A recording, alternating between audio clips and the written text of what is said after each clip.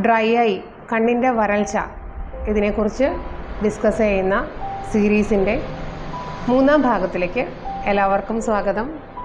ഞാൻ doctor Karthika, ayurvedic I and ENT specialist. ഇതിന് മുന്നത്തെ വീഡിയോസിൽ നമ്മൾ ആരോഗ്യകരമായ കണ്ണുനീർപ്പാളി, ടിയർ ഫിലിം എന്താണെന്ന് പറഞ്ഞു. അതിൻ്റെ ഔട്ടർ മോസ്റ്റ് ലെയർ ആയിട്ടുള്ള ഓയിൽ ലെയർ അല്ലെങ്കിൽ ലിപ്പിഡ് ലെയർ, അതിൻ്റെ ഇമ്പോർട്ടൻസ് എന്താണെന്ന് പറഞ്ഞു. ഇനി ഈ വീഡിയോയിൽ നമുക്ക് ഏറ്റവും ഇന്നർ മോസ്റ്റ് ലെയർ, കണ്ണിനോട് ഏറ്റവും ചേർന്നിരിക്കുന്ന ലെയറായിട്ടുള്ള മ്യൂക്കസ് ലെയറിനെ കുറിച്ച് സംസാരിക്കുന്നു. മ്യൂക്കസ് ലെയർ എന്ന് പറയുന്നത് കണ്ണുനീർ ടിയർ ഫിലിമിൻ്റെ സ്റ്റെബിലിറ്റിയെ സഹായിക്കുന്ന ഒരു ഇമ്പോർട്ടൻ്റ് ആയിട്ടുള്ള ലെയറാണ്.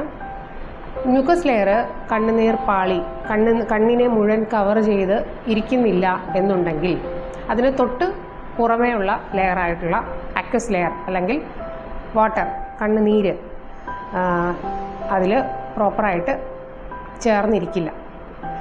മ്യൂക്കസ് ലെയർ പ്രോപ്പർ അല്ല എന്നുണ്ടെങ്കിൽ, ഹെൽത്തി അല്ല എന്നുണ്ടെങ്കിൽ ചേമ്പലയിൽ വെള്ളം എങ്ങനെ ഉരുണ്ടുകൂടും എന്നുള്ളതുപോലെ, അല്ലെങ്കിൽ വളരെ ഗ്രീസി ആയിട്ടുള്ള ഒരു ഭിത്തിയിൽ വാട്ടർ ബേസ്ഡ് ആയിട്ടുള്ള ഒരു പെയിൻ്റ് അടിച്ചാൽ എങ്ങനെ ഇരിക്കും? അത് പിടിക്കില്ല.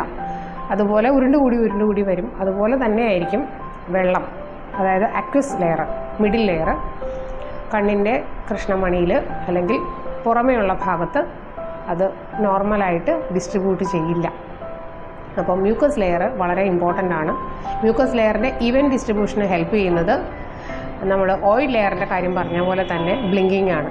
അപ്പോൾ കണ്ണ് അടച്ച് തുറക്കുക, കണ്ണ് ചിമ്മുക എന്നുള്ളത് വളരെ ഇമ്പോർട്ടൻ്റ് ആണ് എന്നുള്ളത് ഇതിനോട് നമുക്ക് മനസ്സിലായി. അത് മ്യൂക്കസ് ലെയർ ഈവനായിട്ട് ഡിസ്ട്രിബ്യൂട്ട് ചെയ്യാനാണെങ്കിലും ഓയിൽ ലെയറിൻ്റെ പ്രൊഡക്ഷനും ഡിസ്ട്രിബ്യൂഷനും ആണെങ്കിലും ഹെൽപ്പ് ചെയ്യുന്ന കാര്യമാണ് നോർമലായിട്ട് പ്രോപ്പറായിട്ടും കംപ്ലീറ്റ് ആയിട്ടും ബ്ലിങ്കിങ് ഉണ്ടാവുക എന്നുള്ളത്.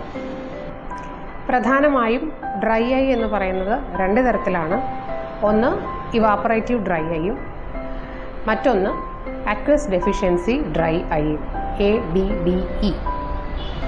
അതിൽ ഇവാപ്പറേറ്റീവ് ഡ്രൈ ഐ ഉണ്ടാവുന്നത് നമ്മൾ പാർട്ട് 2-ൽ പറഞ്ഞതുപോലെ ഏറ്റവും ഔട്ടർ മോസ്റ്റ് ആയിട്ടുള്ള ഓയിൽ ലെയറിൻ്റെ ഡെഫിഷ്യൻസി കൊണ്ട് സെക്കൻഡ് ലെയർ ആയിട്ടുള്ള വാട്ടർ ലെയർ വേഗം ഇവാപ്പറേറ്റ് ആയി പോവുക, നീരാവിയായി പോകുന്നത് കൊണ്ടുണ്ടാകുന്ന ഡ്രൈ ഐ ആണ് ഇവാപ്പറേറ്റീവ് ഡ്രൈ ഐ.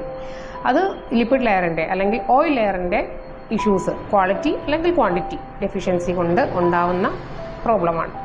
മറ്റ് 2 ലെയർ, അക്വസ് ലെയർ, വാട്ടർ ലെയറിൻ്റെയും മ്യൂക്കസ് ലെയറിൻ്റെയും ഡെഫിഷ്യൻസിയും, അതായത് ക്വാണ്ടിറ്റേറ്റീവ് ആൻഡ് ക്വാളിറ്റേറ്റീവ് ഇഷ്യൂസ് കൊണ്ടുണ്ടാവുന്ന പ്രശ്നങ്ങളെല്ലാം ഈ അക്വസ് ഡെഫിഷ്യൻസി ഡ്രൈ ഐ എന്നുള്ള ഗണത്തിലാണ് വരുന്നത്.